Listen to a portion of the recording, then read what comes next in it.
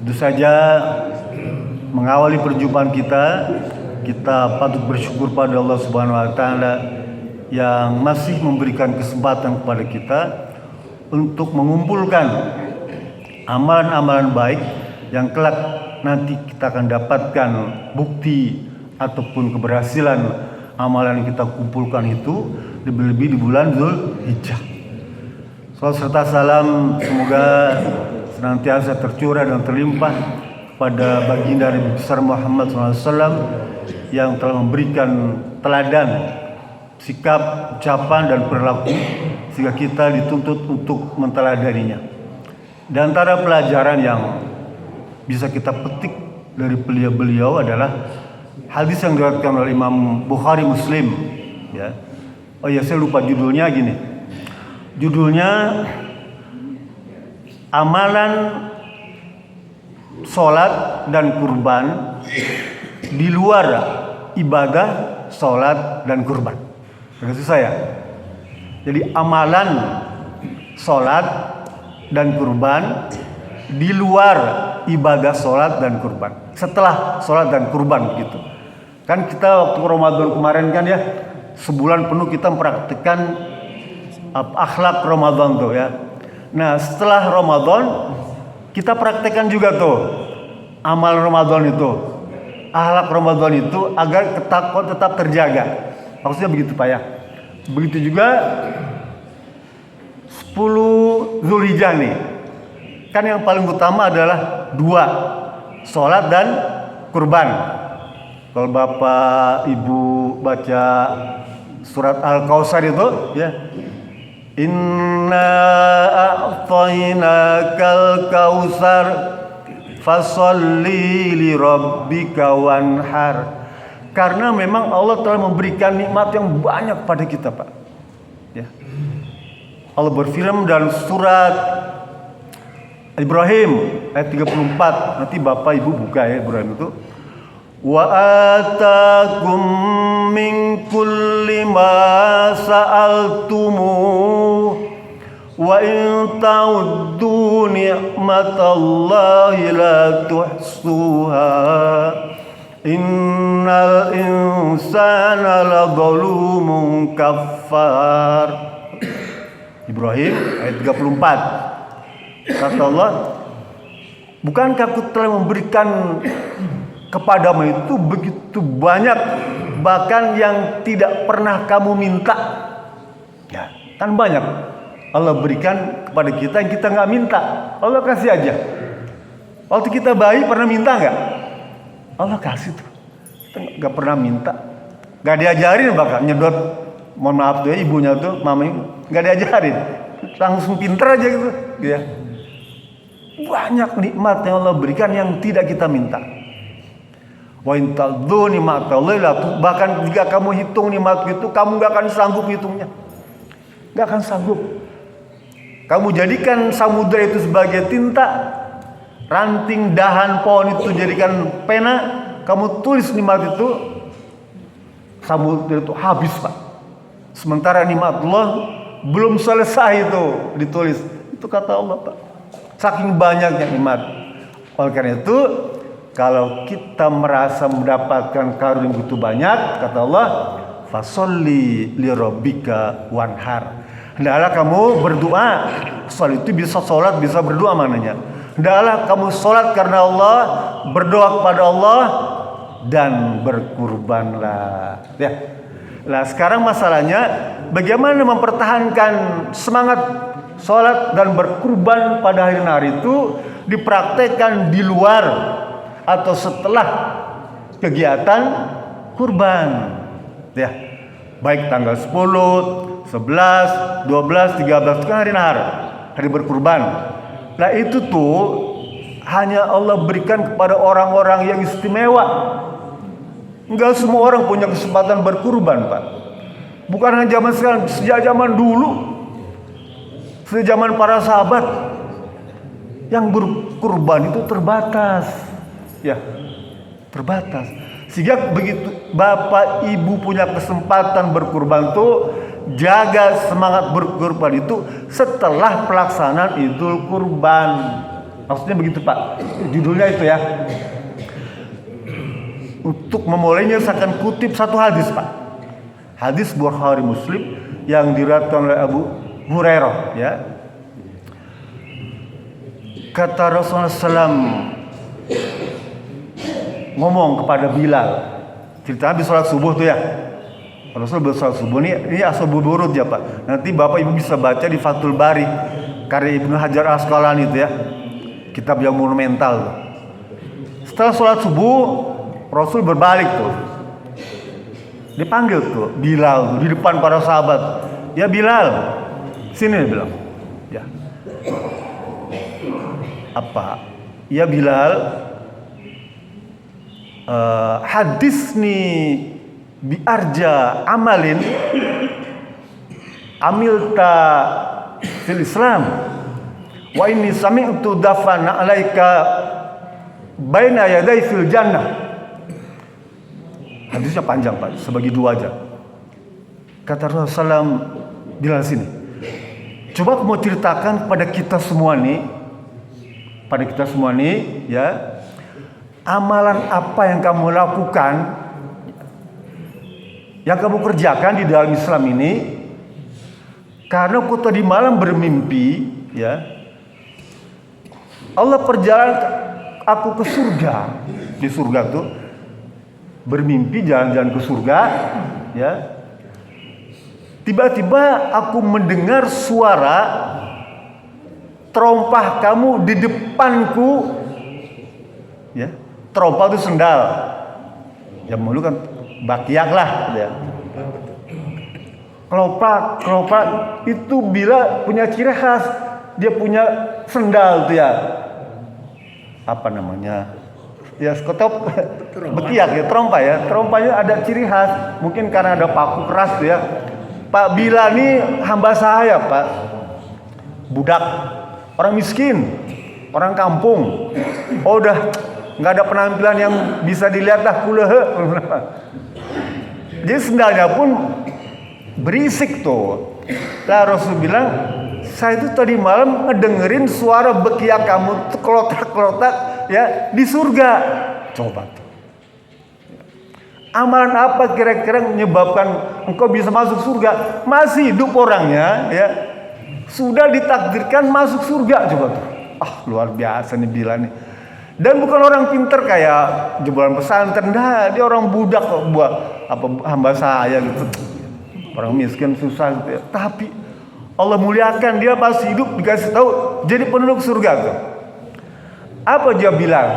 Ya Rasulullah, ma amiltu amalan arja indi. Ya. Apa ya Rasulullah? Saya nggak punya amalan apa-apa yang bisa dibanggakan. Rasul kan tahu saya orang kampung, ya biasa-biasa, sekolah juga enggak, pesantren enggak, gak ada. Ma ini atau tahuron, ya, kecuali saya itu kalau habis wudu ya Rasulullah, habis wudu nih, ya, nggak ada yang saya kerjakan lagi kecuali apa? Sholat itu bizalika, sholat syukur wudu dan menjaga wudu itu terus sepanjang hari itu. Paham Pak? Ya. Batal wudu lagi, batal gitu maksudnya, ya. Jadi dia jaga betul wudu itu. Cuma itu yang Rasulullah saya kerjakan. Dan itu yang bisa saya kerjakan. Yang lain saya nggak bisa. Suruh ngaji saya nggak bisa. Kalau nggak sekolah, ya nggak ngerti saya. Ya. Suruh berpakaian indah-indah nggak ada. Jadi saya cuma berwudu aja Rasulullah. Kalau batal saya wudu dan saya suka tambah tuh pakai syukur wudu. Cuma itu ya Rasulullah. Coba amalan ini Pak dijaga sama Bilal bin Rabani terus sampai wafatnya. Para sahabat tuh ngira Pak, menduga di sahabatnya. Oh pantas aja Bilal masuk surga, masih hidup sudah dikasih surga. Dia kan pintar azan. Orang azan ini pahalanya besar Pak. Kalau mau berundi bisa undian tuh Pak. Yang azan nih Saking besarnya ganjarnya kita boleh undian. Ini dasar hukum kalau bapak arisan. Arisan itu boleh, tidak haram. Ya. Dasarnya undian pada azan tuh. Atau imam atau qomat boleh. Nah jadi itu aja amalan dia kerjakan. Wudhu itu sangat istimewa karena kalau kita kerjakan dengan baik maka seluruh dosa ya, yang pada anggota tubuh yang dibasuh dengan air wudhu habis semua Pak. Rukun wudhu cuma 4, Mbak ya, 4 ya. Membasuh wajah, membasuh tangan, membasuh kepala, membasuh kaki, 4. Bapak kalau buru-buru 4 cukup selesai. Kenapa dipilih itu? Karena itu bagian anggota tubuh yang paling banyak bekerja, berinteraksi. Ya. Yang lain kurang, Pak. 4 ini. Sehingga itulah hukum wudhu mensyaratkan 4 perkara tadi. Lah, Idul Kurban ada fasoli, sholat itu Pak ya. Sholat tidak akan sah jika tidak diawali dengan wudhu. Tawaf termasuk dalamnya. Bahkan mungkin mazhab Syafi'i mensyaratkan kalau pegang mushaf, Quran, baca Quran itu nggak boleh kalau tanpa wudhu. Mushaf ya. Ini pendapat Imam Syafi'i, gitu ya. Sholat, tawaf, baca Quran, dia harus dengan wudhu. Tuh. Artinya apa? Bersuci. Kesucian menjelang sholat Id, tuh, laksanakan sholat Id. Bisakah kita menjaga kesucian selama waktu sholat itu kita pindahkan dalam kehidupan sehari-hari setelah sholat Id? Maksudnya begitu Pak. Waktu kita sebelum sholat Id kita berwudu, kita sucikan tangan kita tuh, ya, cuci tangan tuh ya. Bahkan sampai siku, nih, badan nggak boleh dari siku Pak. Jadi siku tuh ujungnya aja. Jadi wudu tuh Pak, dari ujung sini pergelangan tangan sampai siku. Kalau lebih dari siku nggak boleh, menurut mazhab Imam Ahmad betul. Jadi siku selesai, lebih boleh nggak? Imam Syafi'i membolehkan lebih. Takut nggak ada yang tercover, itu ya maksudnya. Boleh, nggak apa-apa. Tapi batasan siku, begitu mata kaki, sampai mata kaki aja, boleh nggak apa-apa. Nggak harus sampai lebih boleh nggak? Boleh, nggak apa-apa juga gitu ya. Takut nanti airnya kurang, maksudnya begitu Pak. Teruskan. Jadi bisa nggak menjaga kesucian waktu sholat Id itu kita jaga setelah sholat Id? Tangan kita contohlah, tangan kita tuh. Bisa nggak tangan kita itu kita jaga tetap dalam keadaan suci?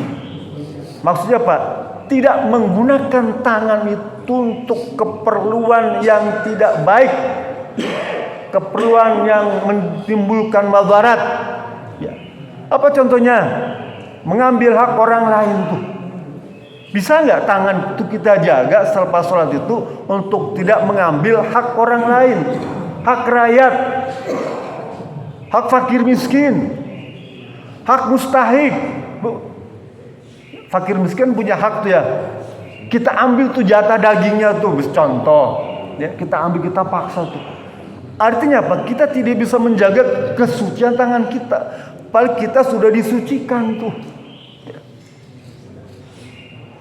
Mukul anak, mukul istri KDRT, ya, pakai tangan. Mendaratangani perbuatan-perbuatan yang tercela, itu semua pakai tangan. Bisa kita jaga kesucian tangan itu setelah sholat Id itu?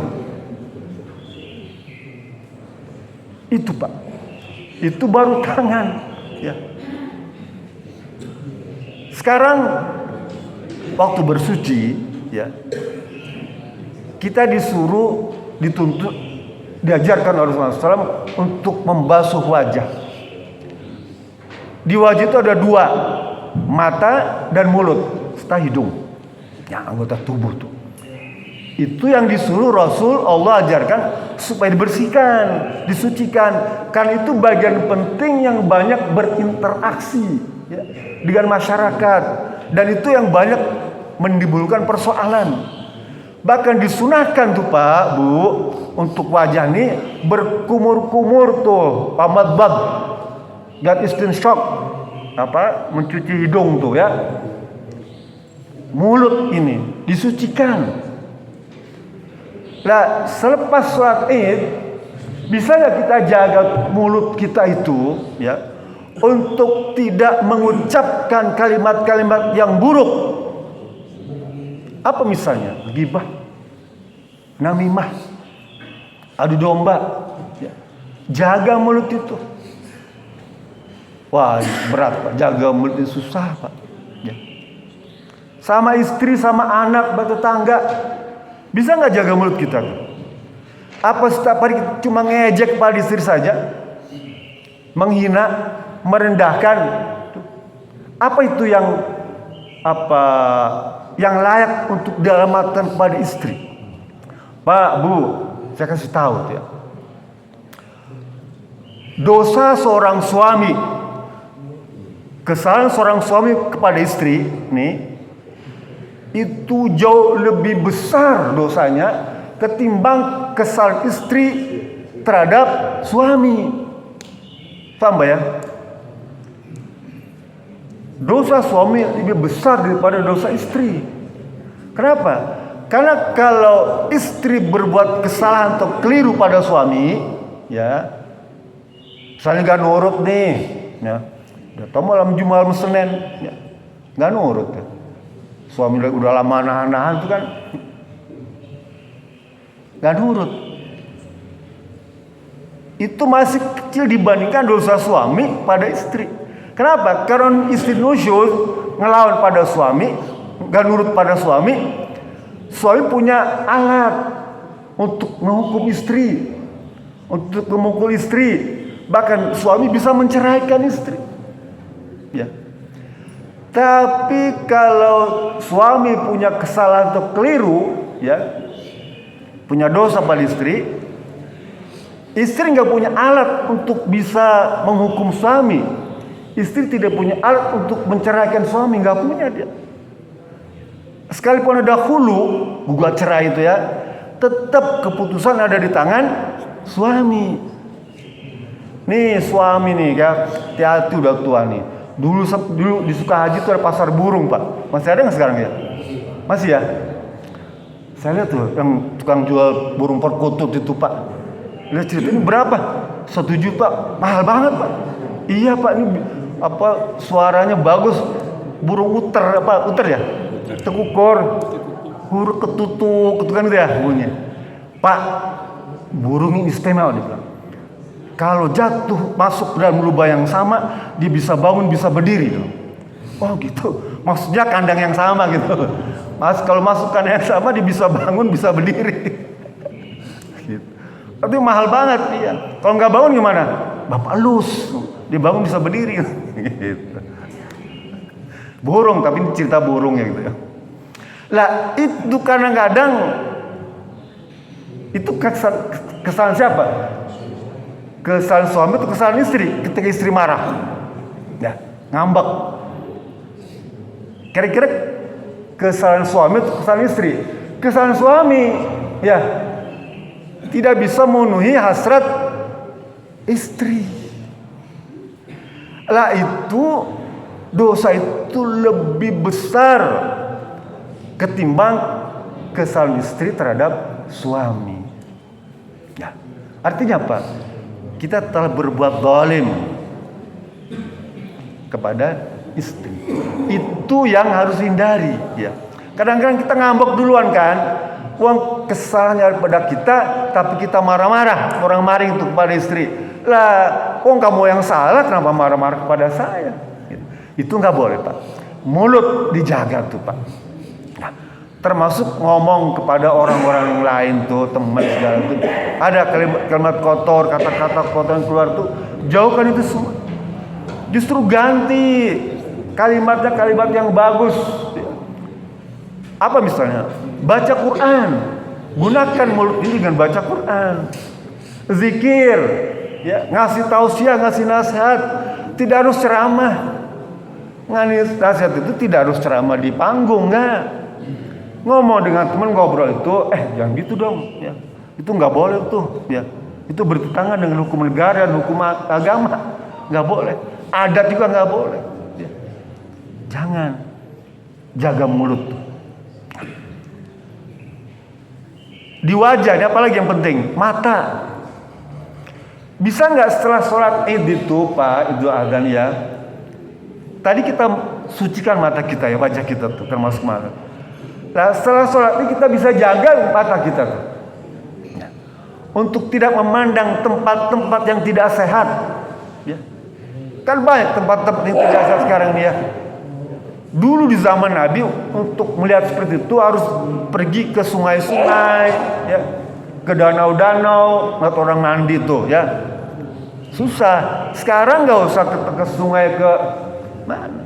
Di handphone udah terbuka lebar. Nah, bisa nggak kita jaga itu?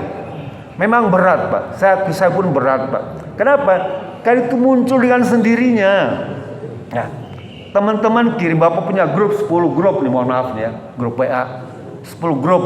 Kan di antara anggota grup itu ada yang nyeleneh macam-macam profilnya kan. Dia kirim tuh gambar-gambar yang menarik tuh kan. Artis-artis zaman dulu, artis yang dulu masih pakai cangcut, belum pakai hijab kan banyak ya. Artis-artis yang hijab itu kan baru belakangan ini aja kan. Dulu-dulu kan ada foto-fotonya tuh masih telanjang itu kan. Itu muncul. Kita juga senang juga kan. Aduh, bagus juga ya. Lah, sebaiknya itu dikurangi lah. Mungkin kalau dihindari agak berat ya. Kalau dihindari bagus, tapi dikurangi lah. Kalau kira-kira kirimannya, ini kan kalau grup WA kan ada kebiasaan si Anu biasanya kirimnya gambar-gambar begini nih. Udah langsung delete aja. Gitu ya. Nggak usah dibuka. Oh, nggak akan jauh beritanya. Tapi kalau pantun pasti berita air macet. Gitu ya. Air macet kan. Pam, bagus saya selalu buka dia ya. Mesti pam gitu ya. Oh, pam gitu ya.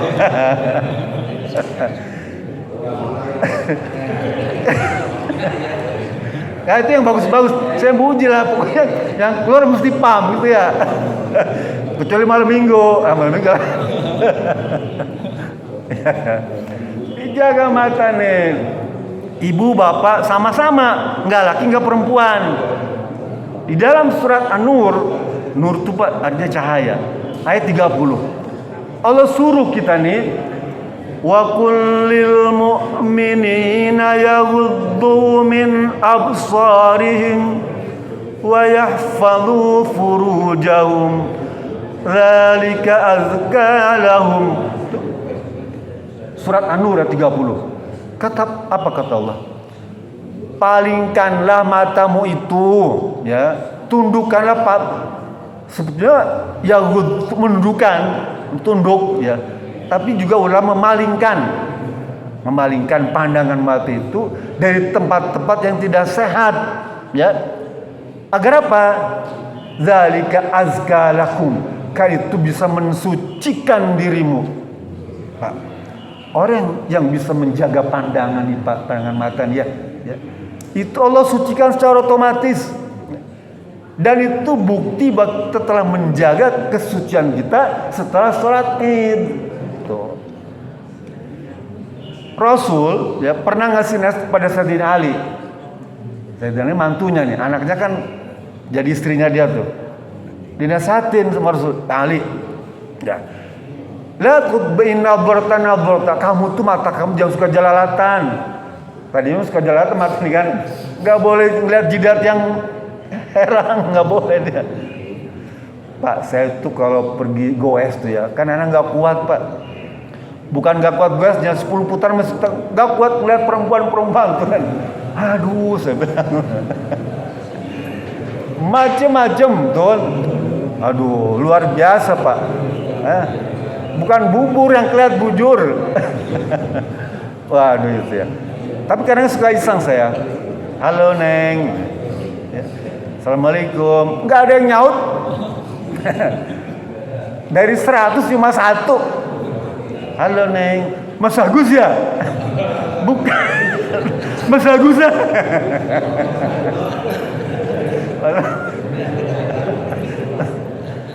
Itu aja tuh. Udah lama Mas Agus gak ke rumah saya. Yang lain tuh nggak ada satupun Pak. Kadang-kadang jaim juga perempuan-perempuan.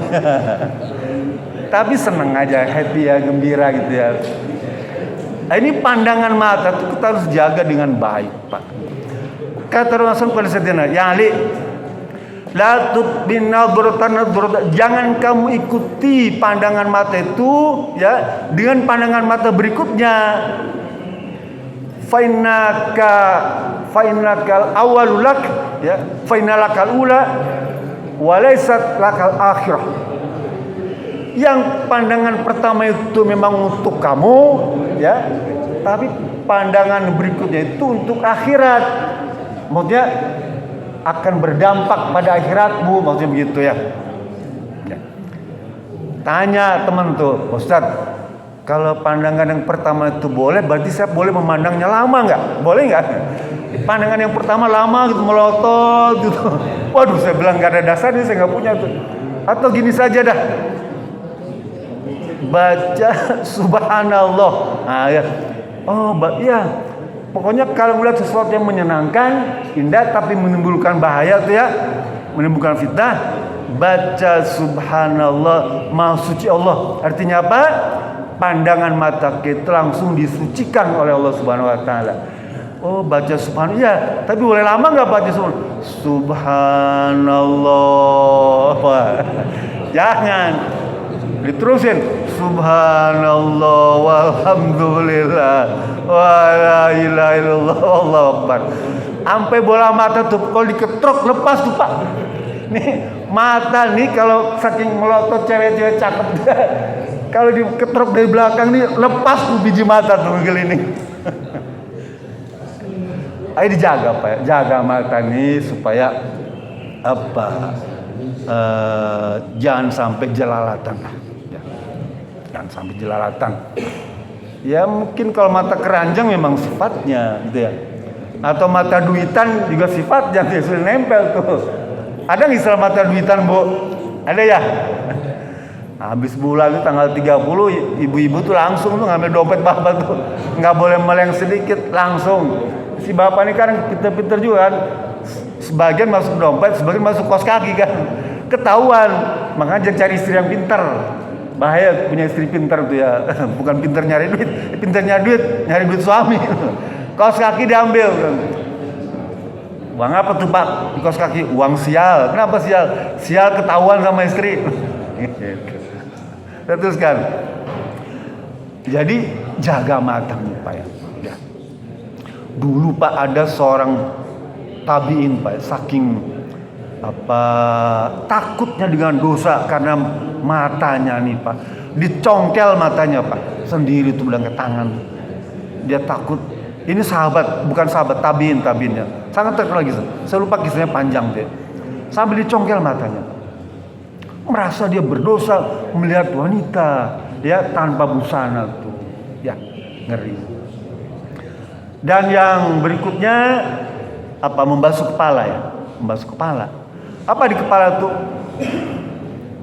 Otak dan telinga. Jadi telinga kita jaga kesucian dengan apa? Dengan mendengarkan berita-berita yang bagus, yang baik. Apa? Murotal, ya, tausiah, tuh berita-berita yang bagus. Itu boleh kita dengarkan. Artinya apa? Sholat id kita itu bermakna, ada hasilnya. Mendengarkan bacaan Quran, mendengarkan surah Haji Nunu, kan bagus dia. Kita mendengarkan tausiah, jangan mendengarkan berita-berita bisikan-bisikan setan. Jauhnya berita tadi malam saya bermimpi, ada yang membisikin, dia bilang rumah bapak tuh banyak hantunya.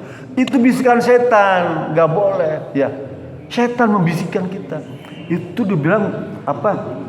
Benda-benda purbakala itu telah menginspirasi pemimpin kita untuk menjadikan itu sebagai sarana untuk dakwah. Gak bisa itu bisikan setan. Gak mungkin Allah tuh membisikkan menggunakan sarana-sarana benda-benda yang khurafat, yang tahayul, ya, benda-benda yang penuh mistik, penuh klinik. Gak mungkin Allah, ya. Kita saja dapat bisikan, itu bisikan setan. Nah, Rasul tuh bermimpi itu mimpi yang baik. Coba bayangkan, Pak. Nabi Muhammad itu mimpinya selalu mimpi yang bagus. Surga diperlihatkan. Kita bisa nggak? Bisa, Pak. Banyak para sahabat, para ulama itu mendapatkan mimpi diperlihatkan tempat pemandangan sangat indah, dan itu surga. Ya, mimpi grok-grok gol. Nggak tuh dia mimpi, Pak. Saya bangunin lagi mimpi itu. Habis nonton Persib nggak dapat gol, ke bawah mimpi gol. Kamu tadi gol berapa? Mimpi nonton Persib. Dia bilang, wah, tuh kan. Tapi kalau mimpi Nabi itu, mimpi para sahabat, mimpi surga. Gimana caranya? Jaga wudhu tuh, ya. Kalau bisa, modalnya wudhu aja dah. Sebelum tidur nih, disunahkan berwudhu, ya. Berwudhu disunahkan. Baca falak bilda, baca doa tidur. Insya Allah Bapak Ibu akan bermimpi tempat-tempat yang indah yang Bapak Ibu belum pernah lihat. Buktikan nanti. Jaga kesucian berwudu tuh. Kan nih Pak, bagaimana cara melatihnya? Saya ajarkan. Kalau setiap ke kamar mandi nih, ya, apakah mandi, BAB, kencing, apa saja tuh, setelah itu biasakan berwudu. Kan cuma 2 menit berwudu itu. Repot dah. Bawa anduk kecil, taruh digantungi di kamar mandi tuh. Setiap ke toilet berwudu. Setiap total berwudu, apa gitu, kencing, BAB atau beres-beresin berwudu. Insya Allah, Pak. Kan biasanya kalau sebelum tidur kan mesti ke belakang dulu kan. Biasanya nih, apalagi ibu kan, masalah takut ngompol, Pak. Udah tua nih Pak Buya, ya, saya ajarin. Gampang, nggak bisa ngontrol tubuh, Pak. Nih. Imam tuh, Pak. Jadi imam nih, begitu batuk yang atas bunyi, bawah bunyi. Saya dengar katanya di mana tuh?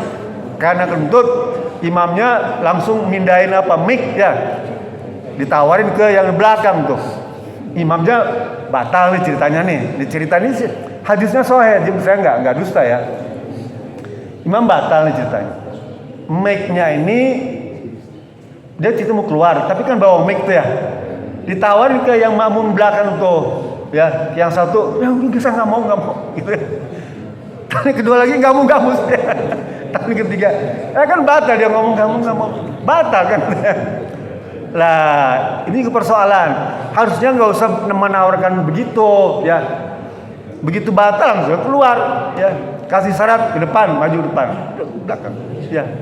Tinggalkan, kan pasti di belakang ke depan kan, nggak usah nyuruh, ya, nggak usah nyuruh belakang ke depan, tinggalkan aja.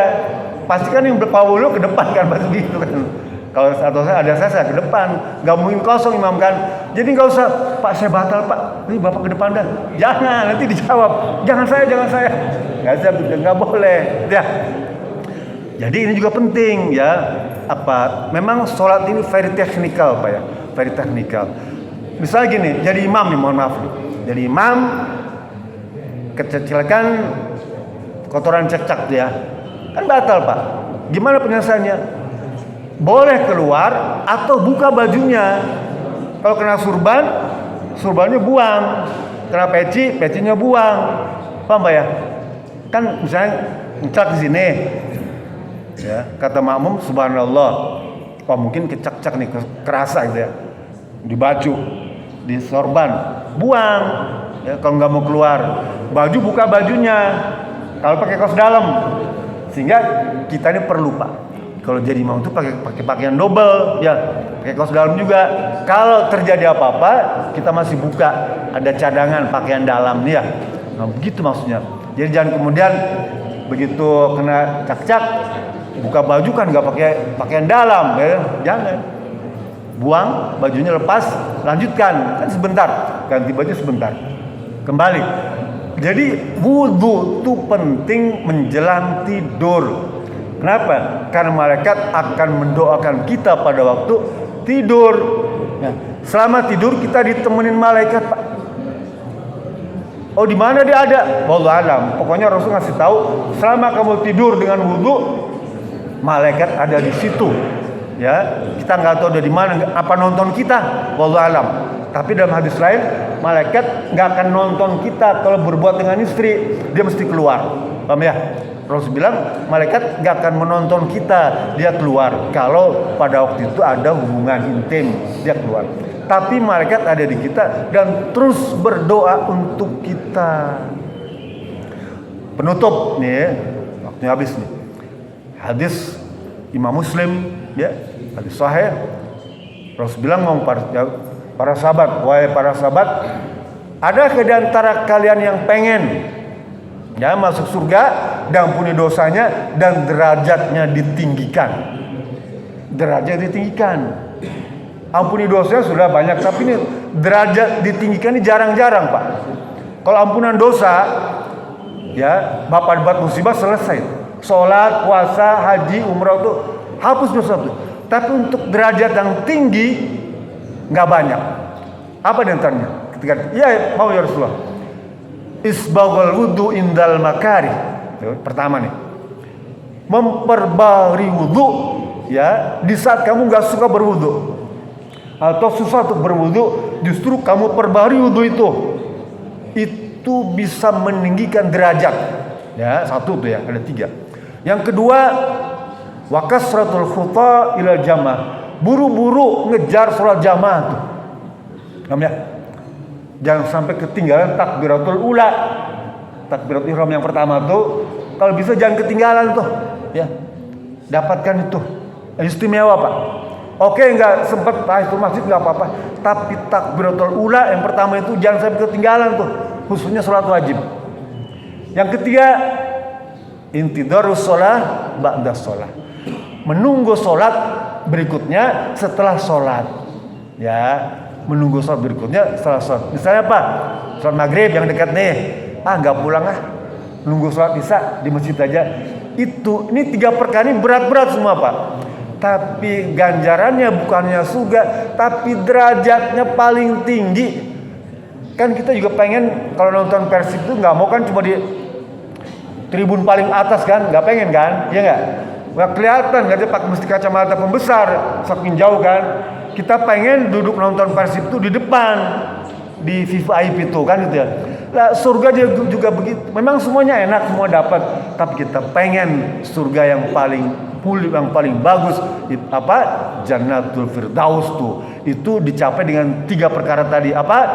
Memperbarui wudu setiap kali batal, bahkan untuk tidur. Yang kedua, kejar tuh takbiratul ula tuh, ya. Yang ketiga, menunggu sholat untuk sholat berikutnya. Kapan contohnya nih? Nanti sore kan rapat nih, habis sholat asar, ya. Jangan pulang dulu. Rapat itu sama dengan menunggu waktu maghrib berikutnya.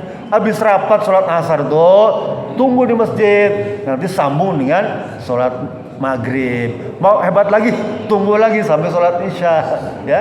Kalau bisa, kalau enggak sudahlah, sekali itu aja cukup untuk meninggikan derajat bapak ibu semua. Itu saja. Lebih kurang maaf, ya. Fattakum walakum minkum. Billahi bisabilillah. Assalamualaikum warahmatullahi wabarakatuh.